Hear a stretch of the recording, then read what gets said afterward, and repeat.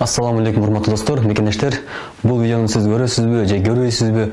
Ал сиздин өзүңүздүн эркиңиз, бирок мекениңиз үчүн, элиңиз үчүн күйгөн болсоңуз, анда сөзсүз түрдө аягына чейин көрүңүз. Бүгүнкү биздин тема эл бийлиги өтө маанилүү болгон. Ошондой эле Садыр Жапаров боюнча, Раим Матраимов боюнча, ошондой эле Али Токтогунов боюнча азыр биринчи видеосун көрүп алайлы. Анан теманы улантабыз, Кудай буйруп калса. 700 миллионду ким которуптур? Мен котордум бу, иним которду, же менин аялым которду. 250 миллион деп атасың. Аны дагы ким которду? Сен баягы эми жооп берейин. Мен программада 700 миллион кайдагы акчалар деп суроо койдум.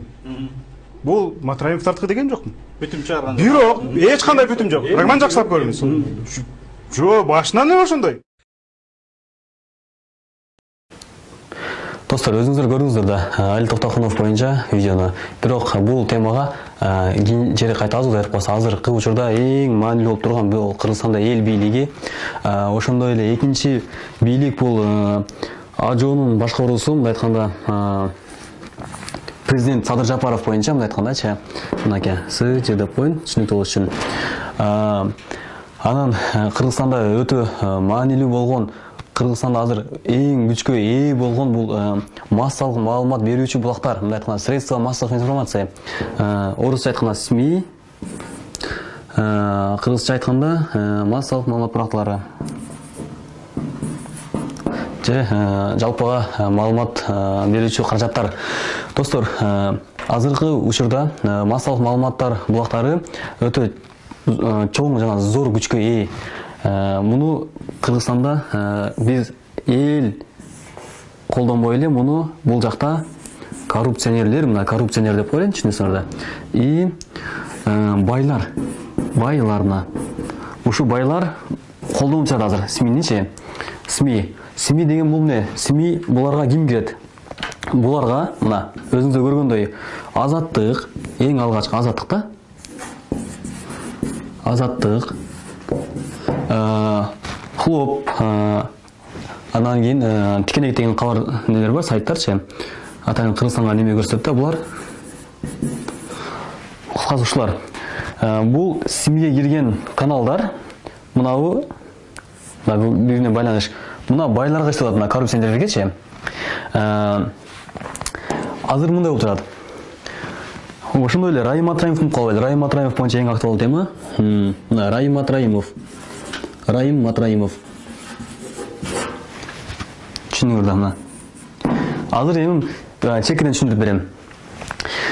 Эң күчтүү, эң зор, эң күчтүү бийликке ээ болгон бул эл бийлиги. Биз элбиз да, мындай айтканда. Анан биз эл бийлиги азыр учурда 80% Садыр Жапаровду колдоп, биз муну президентке чыгардык. Бирок өтө акылдуулар айтып коюн, Кыргызстанда 6 миллионун 1,5 миллион эле Садыр Жапаровго шайлаган болсо 30 эле пайыз колдогон деп айтып койгон деген адамдарга айтып кетейин. Шайлоого 3 миллионга жакын адам катышып алат, 6 миллион эмес, тең жарымы. Шайлоого катышкан адамдын, шайлоого келген адамдын 100% эсептелет. Жанагы үйүнө төшөгүн көтөрбөй үйдө жаткан адамдар, шайлоого барбаган адамдарчы, алар значит көпчүлүк менен разы болгонун өзүн билдирип жатпайбы? Болбосо шайлоого келип каршы бериш керек болчу. Ошол себеп шайлоого келбеген адамдар башка көпчүлүк менен разымын деген сөз. Ошон үчүн Кыргызстанда азыр Садыр Жапаровду 80% кыргыз жараны колдоп атат.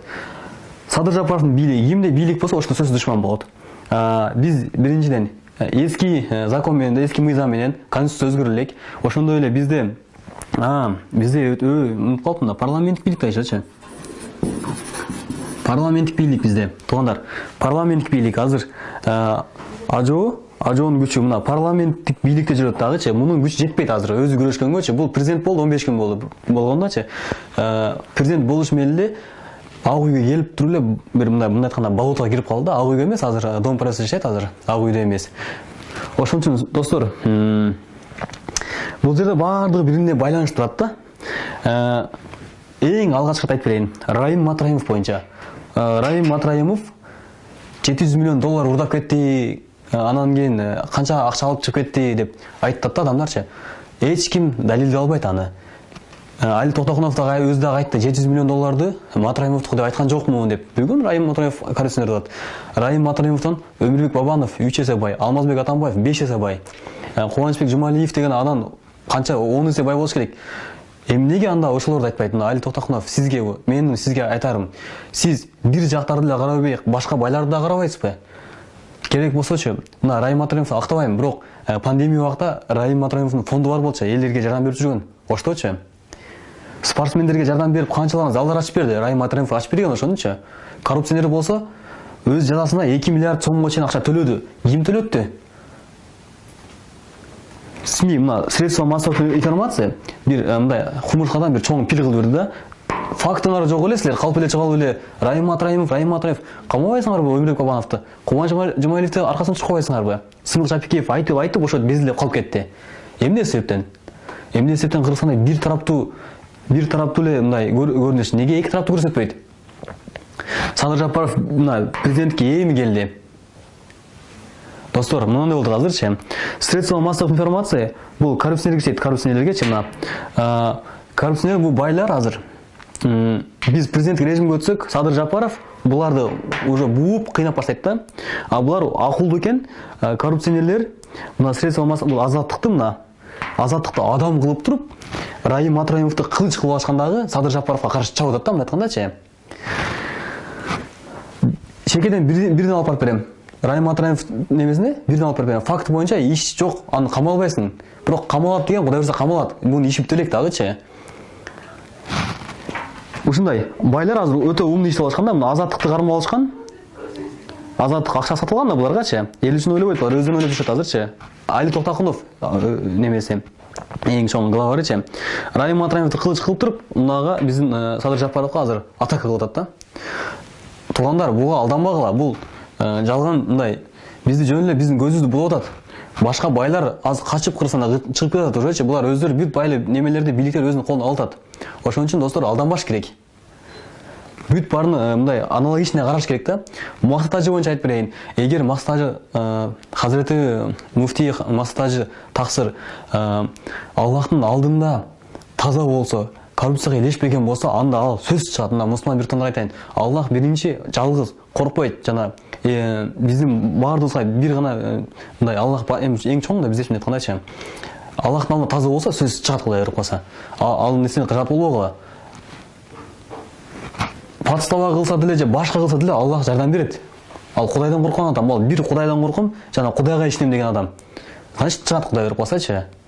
Эгер таза болсо, эгер кылмыш кылбаса, коррупция деген бул ислам дининде да мүмкүн эмес, шариатта да мүмкүн эмес нерсе. Ошо.